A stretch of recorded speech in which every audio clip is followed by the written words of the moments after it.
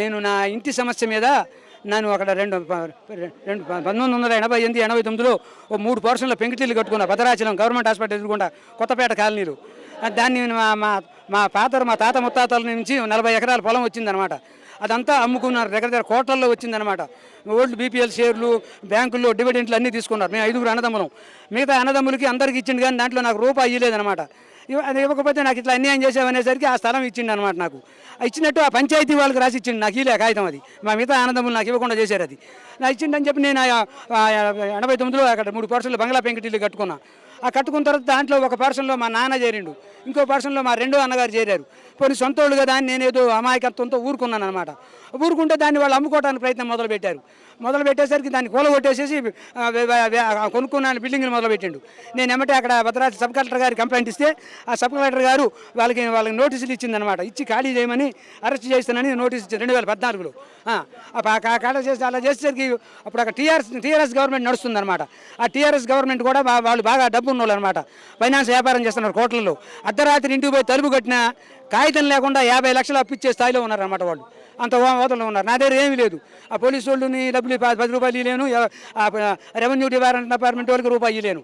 వాళ్ళు డబ్బులు ఇవ్వడం వల్ల నాకు ముందు నా వేసి పత్తాసు పలికి వాళ్ళు డబ్బులు ఇచ్చేసరికి వాళ్ళకే లేవు. కాంగ్రెస్ గవర్నమెంట్ వచ్చిన తర్వాత ఇక్కడ అర్జీ పెట్టుకున్నారా? ఇక్కడ కాంగ్రెస్ గవర్నమెంట్ వచ్చిన కోర్టులో అది న్యాయం జరగట్లేదని ముఖ్యమంత్రి రేవంత్ రెడ్డి గారు వచ్చారు. ఆయన పేదవాళ్ళు అంటే జాలి దయ ఉంది, న్యాయం చేస్తాడని మొన్న ఈ ప్రజావాణి మొదలు పెట్టగానే డిసెంబర్ 8వ తారీఖున వచ్చి దరఖాస్తు సమర్పించాను. నేను 12 గంటలప్పుడు దరఖాస్తు ఇచ్చే ఆ దరఖాస్తుని అక్కడ తీసుకున్న వాళ్ళు నీకు న్యాయం జరుగుద్ది, రేవంత్ రెడ్డి గారి ముఖ్యమంత్రి దగ్గర ఎవరికి ఇచ్చినా మాకు ఇచ్చినట్టే అనుదీప్ గారని ఐఏఎస్ ఆఫీసర్ అనమాట. ఆయన తీసుకున్నాడు అనమాట కలెక్టర్. అక్కడి నుంచి వచ్చిన ఆయన ఇక్కడ వచ్చిందనమాట. ఆయనే అది కొద్దిగా మంచోడు ఆయన. ఆ దరఖాస్తుని అక్కడ పంపుతాను, నువ్వు బాధపడద్దు, నాకు తెలుసు నీ కేసు అంతా నేను చూశాను కదా అని చెప్పిండు ఆయన. నీకు న్యాయం జరుగుద్దని అక్కడ పంపించిండు అనమాట. పంపించి నేను అడుగుతుంటే నాకు రాలేదని అబద్ధం చెప్తున్నారు వాళ్ళు. అక్కడ కొత్తగూడెం కలెక్టర్ ఆఫీస్లో ఆయన స్థానంలో ఏం వచ్చిందనమాట, ప్రియాంక అని హైదరాబాద్ గ్రేటర్ మున్సిపాలిటీ నుంచి అక్కడ ట్రాన్స్ఫర్ అయ్యి వచ్చింది. ఆమెకు ఎటువంటి జాలి దయ లేదనమాట. అమ్మ నాకు 34 సంవత్సరాల అమ్మాయి ఉంది, అది దాని గురించి కాదు, నాదే హక్కులు ఉన్నాయి, 22 సంవత్సరాల నుంచి పంచాయతీలో నేను ట్యాక్స్ కడుతున్నానమ్మా.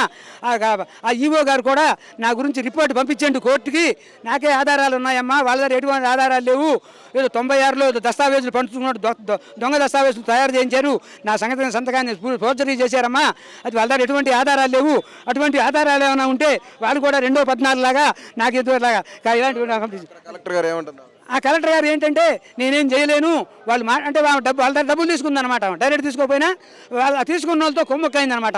అది తీసుకోవడం వల్ల నా దగ్గర అన్ని ఆధారాలు ఉన్నా నాకు న్యాయం చేయట్లే. నా బిడ్డను చూపెట్టినా కూడా జాలి లేదనమాట.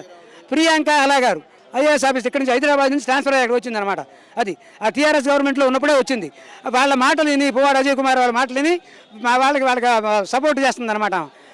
ఇప్పటికీ అదే మాట పడుతుంది, నేనేం చేయలేను, కోర్టులో ఉంది కదా, కోర్టులో చూసుకుందాం. ఆ కోర్టులో కూడా నాకు న్యాయం చేసేట్టు అనిపించట్లే. రేపు 16వ తారీఖు అలా దూరంగా వాడేస్తారు అనమాట కేసుని.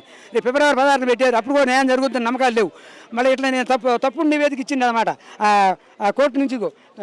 నాకు 25 వచ్చింది, అది నువ్వు లీగల్ సర్టిఫికేట్ కూడా తేవాలి అంటున్నారు. నేను ట్యాక్స్ కడుతూ నేను లీగల్గా ఎట్టించేది ఏంటమ్మా అని చెప్తే పట్టించుకోలే కలెక్టర్ గారు కూడా. ఇక లాభం లేదని ఇవాళ మంగళవారం దర్బారు ఉంది ప్రజావాణి, ఇక్కడ న్యాయం జరుగుద్ది మళ్ళీ అవన్నీ ఆశతో ఇక్కడికి వచ్చాయి. ఇది 4వసారి అనమాట నేను ఇక్కడ రావడం. ఎన్నిసార్లు అక్కడ వచ్చినా అక్కడ కూర్చుని ఆ దరఖాస్తులు తీసుకునే వాళ్ళకి కూడా ఎటువంటి నాలెడ్జీ లేదనమాట. ఆ డిపార్ట్మెంట్కు తగ్గ ఏ డిపార్ట్మెంట్కి ఆ డిపార్ట్మెంట్ ఒక లైన్ పెడితే వాళ్ళకి నాలెడ్జ్ వస్తుంది అనమాట. అందరూ గుంపులో గోవిందలాగా మేకలు పోయినట్టు గొర్రెలు పోయినట్టు పోతుంటే వాళ్ళు ఏం మాట్లాడుతున్నారో ఏం చెప్తున్నారో ఎవరికి తెలియట్లే. అసలు కూర్చున్న వాళ్ళకి ఏం తెలియదు, వాళ్ళకి ఏం తెలియదు. నేను నా బోటోళ్ళు కూర్చోబెట్టారు ఆడ, ఏం తెలుస్తుంది వాళ్ళకి? నా సమస్య వాళ్ళకి తెలియాలి కదా, నేను దేనికి బాధపడుతున్నా.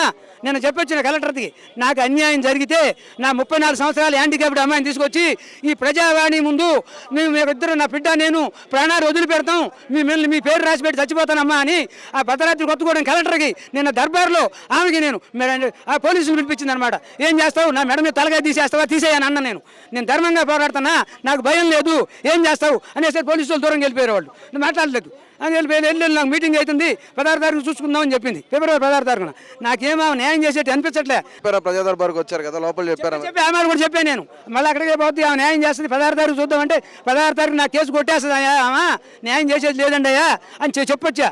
వాళ్ళు కూడా అదే చెప్పా, నాకు ఆమె 16వ తారీఖు అన్యాయం జరిగితే ఆ తర్వాత వచ్చే ప్రజావాణి కార్యక్రమంలో మా బిడ్డను తీసుకొచ్చి నరగా మాటనని అమ్మాయి ఎలాగ వైద్యం చేయించలేకపోతున్నా, నా బిడ్డతో పాటు ఇక్కడ కూడా నేను ప్రాణాలు వదిలిపెడతాం, మీ సన్నిధిలో అని చెప్పించి వచ్చా మీ ఈ టీవీ ఛానల్ టీవీ ఛానల్ ద్వారా మాకు ఈ విషయాన్ని ముఖ్యమంత్రి రేవంత్ రెడ్డి గారి దృష్టికి వెళ్ళి నాకు నా కూలగొట్టిన ఇంటి భాగాలు నాకు ఇప్పించి నాకు నా బిడ్డకి నాకు న్యాయం చేస్తారని వేడుకుంటున్నా.